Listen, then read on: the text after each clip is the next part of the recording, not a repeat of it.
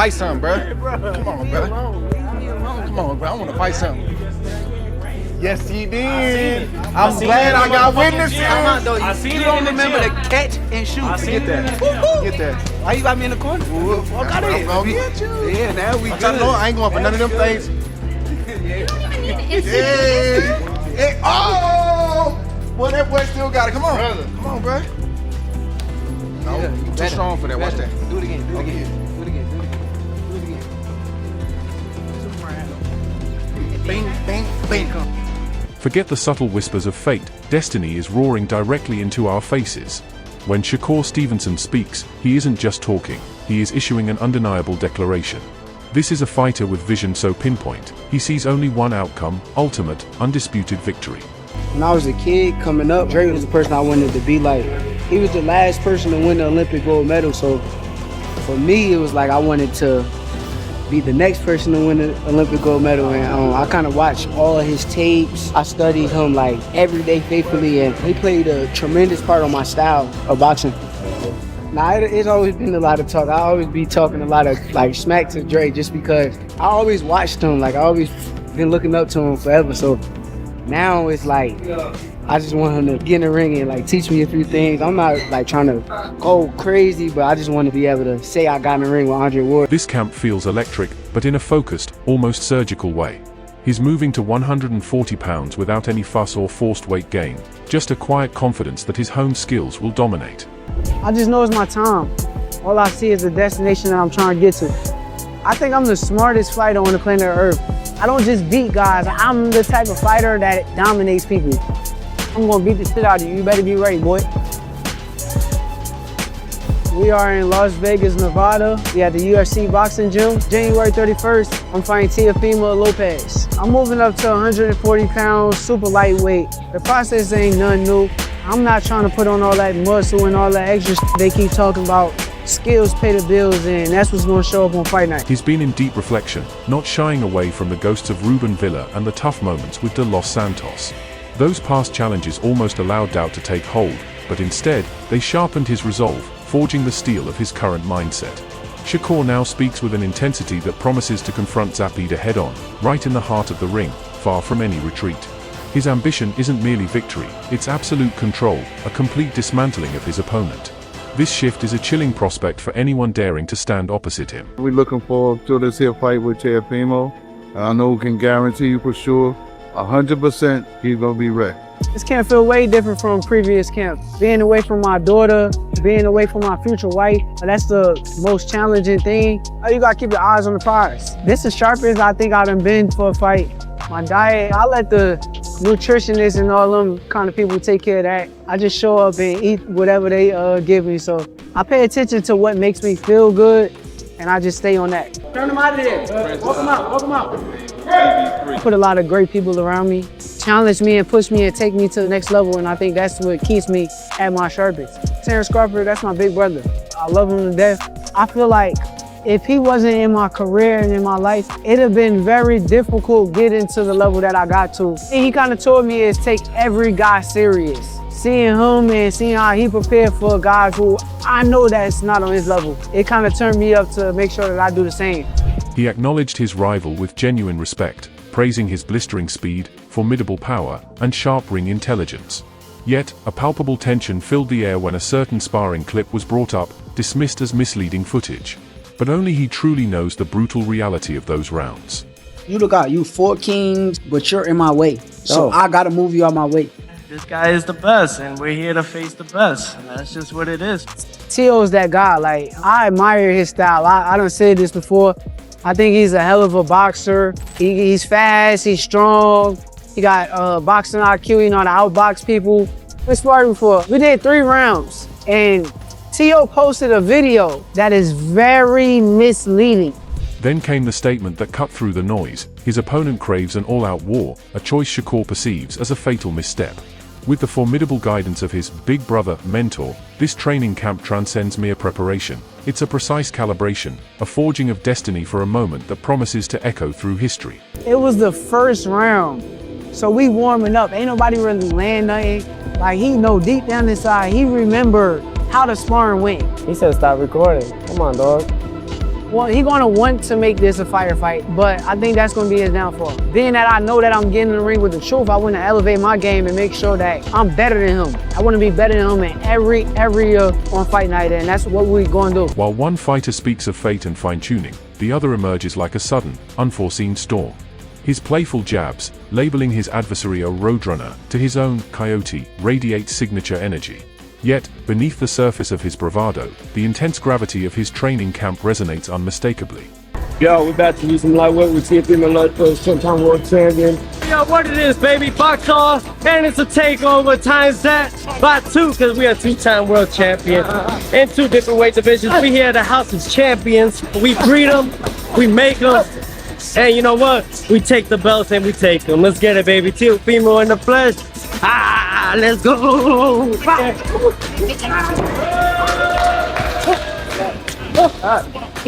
His words paint a vivid picture of relentless toil, endless conditioning, brutal swimming sessions, and grueling late-night rounds with scarcely a moment's reprieve, all designed to push the boundaries of human endurance until they finally splinter.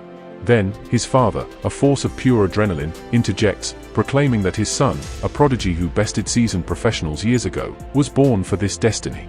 And in that declaration, the depth of his unwavering confidence is profoundly revealed. I've been with him ever since he started boxing, which was at 6. I really knew that he was really good when he started beating professional fighters at 13, 14 years old. Right here, man. Right here, up there. Right. 1, 2. Don't get right.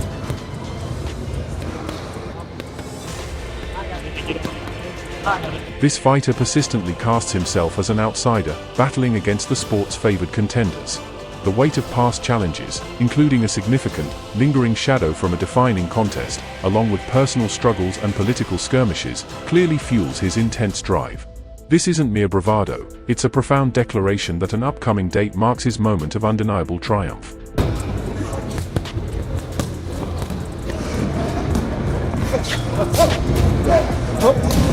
Three slip. Yep. Right here, man. So that's why we got to keep beating these guys. Beating Shakur, this is part of it to get to that next level. I pretty much have had almost everything thrown at me, and I look forward to see what will be thrown at me come January 31st. Teofimo Lopez blows hot and cold, but when he's good, he's really good. Vasyl Lomachenko was an outstanding performance. Then he got derailed by George Kambosos in the fight after that and just seemed to lose his way a little bit, but in recent times looks back to his best. It's a fascinating fight. This for me is all about whether Shakur Stevenson can step up and bring the great. The narrative of this showdown is brilliantly cast as intellect against raw power, precision against sheer force, and measured rhythm against explosive bursts, a true clash of opposing styles. One analyst suggests victory for a fighter only comes through absolute perfection, a standard that is both incredibly demanding and fraught with peril. Conversely, another expert continually emphasizes the other contender's relentless footwork, explosive power, and dominant ring presence. He posits that this fighter doesn't need to outmaneuver his opponent with skill, but rather to physically impose his will, cornering him, shrinking the fighting space, and creating an unbearable pressure that is less a tactic and more an inherent characteristic. The most unsettling aspect emerges when discussing their mental game. Neither fighter shows any hint of weakness, no trace of fear or doubt. It's a collision of two unyielding minds, a prospect that promises a truly terrifying encounter. Teofimo Lopez will put him in that position because he's got that physical So it's advantage. all about the timing in the mid-range. It's going to be He fascinating. has the physical attributes to put him on the ropes, and he knows that that's where his game's at. He's not going to be able to outbox Shakur. Yeah, he's a great boxer himself, and he's very athletic, and he's got great movement and all that, but he's explosive, he's more bullish, and he will have to bull Shakur. This confrontation unfolds as a strategic battle where every action carries immense weight, and a single misstep could prove utterly decisive. A crucial insight reveals that one contender can no longer afford to rely on his signature defensive stance against the ropes, as his opponent possesses the relentless power to transform such tactics into an unstoppable offensive surge. This isn't about style points, it's about absolute command over the ring's dimensions, the fight's rhythm, and its entire pace. Expert opinions are sharply divided, with one analyst favoring a certain fighter, while another views the opposing contender as the only force capable of derailing a burgeoning climb to greatness. This stark difference highlights the immense stakes. One combatant strives to etch his name into history, while the other is determined to dismantle that ascent. It's precisely this volatile dynamic that makes the entire bout feel inherently perilous from every angle.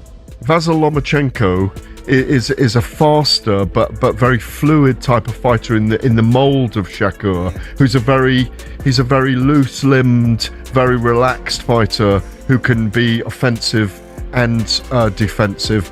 It wouldn't surprise me to see Shakur down in this fight as well and get up and win the fight closely on points, but I can also see Teo winning. After Spencer and Gareth dissect the fight with scientific precision, O'Shaquie Foster erupts into the conversation like a jolt of raw energy. There's no pretense, just unfiltered emotion and a burning drive for unfinished business. The way Foster speaks about Shakur, it's clear this isn't merely a boxing rivalry. It's a deep entanglement of personal history, ego, private messages, and shared gym flaws, all intensely intertwined. When he declares Shakur his top target, his unwavering words signal more than just a fight booking, it's an obsession laid bare. What's truly striking is his blunt assessment of Shakur's defense, implying that its formidable reputation means little when facing someone faster, stronger, and more athletic. His confidence is undeniable, as if he's already visualizing every move. Foster isn't swayed by titles, he's driven by direct confrontation. Then, as he shifts to discussing Teofimo versus Shakur, his tone sharpens, moving from personal vendetta to cold, analytical strategy, focusing purely on fighting styles without emotional bias. I think it's a great fight. Stylistically, I think it's up and down as far as you can't favor no side stylistically because you got Teo that's super athletic. You got Shakur that like to control distance, but you know, I think Teofimo with the athleticism and certain things that he'll be able to close it in certain parts of the fight. So he then directly highlights Teo's explosive athleticism and his unparalleled ability to unexpectedly close distances, which alone disrupts the rhythm of a master technician like Shakur. What's more, he shrewdly dismisses the betting odds, asserting that the numbers understand betting patterns, not the raw realities of the gym. This is pure fighter insight. Records mean little, dangerous habits reveal everything. When Foster references Teo's triumphs against southpaws such as Lomachenko and Josh Taylor, it's not trivial mention, it's a recognition of a pattern.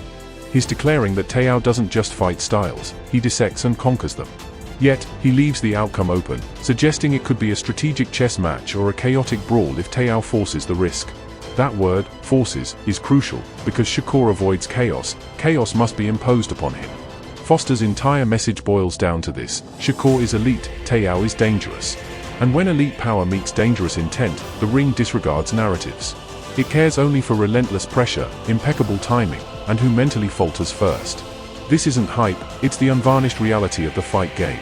I think they going off of Teofimo being up and down in you know, certain fights he looked this and then certain fights he looked great. So I think they going off consistency, but I don't really pay too much attention to them odds makers because they really don't really be knowing the background of boxing. What's the amateurs, what really people got in them, you know, in the boxing. Like they just going off, you know, kind of what everybody pouring their money into and what the hype is. But I think it's more of a closer fight. Here's the unvarnished prediction, stripped of all bias and analyzed with absolute fight nerd focus.